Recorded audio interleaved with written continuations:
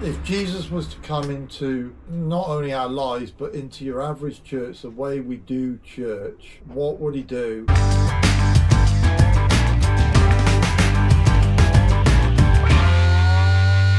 So when Jesus is in Jerusalem, not only does he weep over Jerusalem, but he goes into the temple. Goes to the temple. So let's read it. So it says here, this is Luke 19, verse 45, 46, 47, 48. Do you want to do verse and I'll do verse? Okay. And he entered the temple and began to drive out those who sold. Yeah. Saying to them, it is written, my house is a house of prayer, but you've made it into a den of thieves. And he was teaching daily in the temple. The chief priests and scribes and the principal men of the people were seeking to destroy him. And were unable to do anything, for all the people were very attentive to hear him.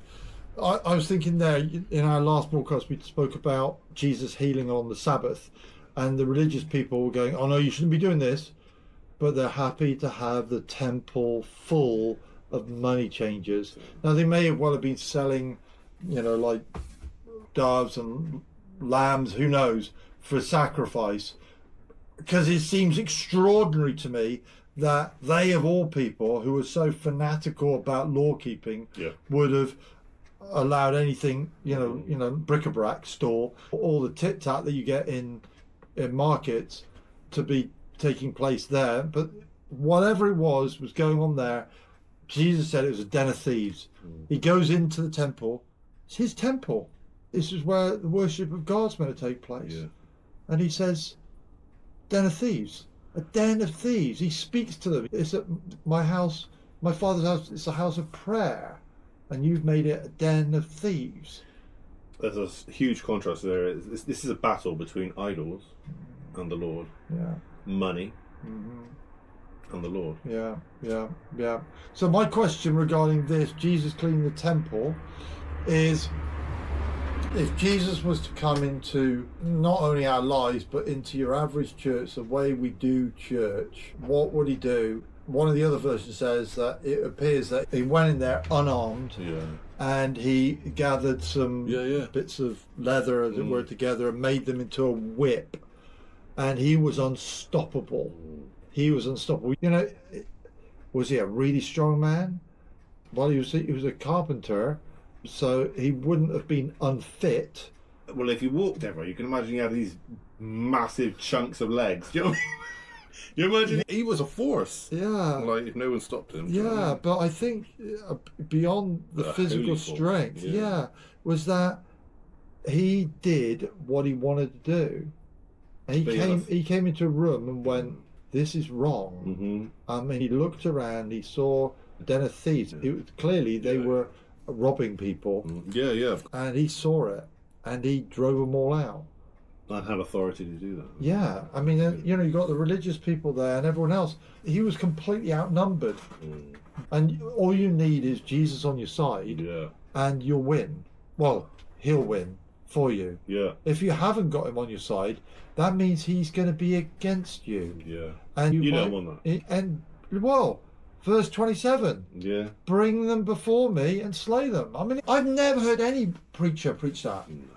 It's like, it's not the Jesus everybody wants to preach, is it?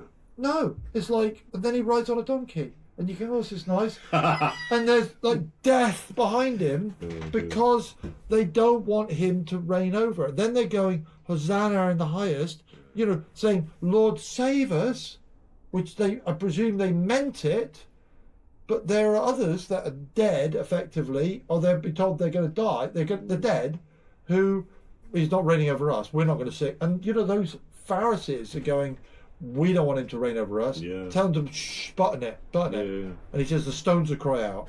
And then he goes into the temple and he goes, I mean, if they'd known what he just talked about, they'd be clear the desk quick. Jesus is coming. What that do? Well, we're going to be in big trouble. But he does it, even then, you can imagine he's making this whip together. There's going to be some people noticing this. And if you've got any sense in God's slowness to get angry, you sense he's beginning to get angry, and you pack up your stuff or you just walk away. Yeah. And I think is a word of warning. I think in the world that we've got today, you turn on the telly and you see the rise of Islam.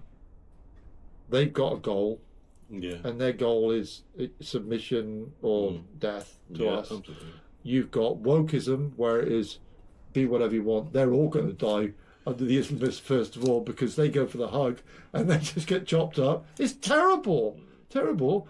And you've got silent people who just pretend it'll all be all right. You've got the left and the right. You've got the innocent. You've got all of this, and you got the wars that are going on. You've got all of the abortion that's going on. I think this is like God making his whip. He's getting his whip together, and this is a warning to get on board with the Lord, to change sides. He's making his whip. When he goes, that's enough. I watched a brilliant clip earlier on. I can't remember the name of the guy. It was a cowboy. He had this mega long hair and a cowboy hat on, standing into his Jeep somewhere in America, in the middle of nowhere, and he was saying, I've been reading about the Euphrates drying up. Oh. I know, he's in the middle of Texas or something like this. He said, these are signs. These are signs. He said, I've read about Damascus, Isaiah 17, verse 1 and 2. Will one day just not be a city anymore, be a ruinous heap. These are signs. All of these are signs of Jesus making a whip ready to come and to clean everything up. To clean everything up. Clean the whole lot up. Clean every life up. Clean up this world. It says at the end of 2 Peter 3 that the earth will dissolve with fervent heat. What sort of people should we be?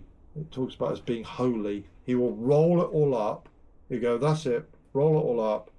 Burn it all up. And only righteousness will survive. He's made this world to be beautiful, inside and out. And we've got to be on his side, because he's going to clean it. My dad, okay, when he was around, and he once every now and again, he would come into the kitchen and he would clean the cooker. Okay. And you just knew there was trouble. I should have shared this at his Get out of the way. Thanksgiving service. And it was like, he'd go into the kitchen, I don't know what came over him. His saying was, this dust has turned to grease. Mum wasn't the best cleaner in the world. And he'd look in the cooker and it wasn't the cleanest thing in the world. And it wasn't like filthy, but it wasn't clean. He would clean it in the most angry way until it was like spotless and brand new again. Everybody would know. Everyone would know. Dad's cleaned the cooker. Run for the hills! It was like terrifying. And Jesus is coming to clean, and righteously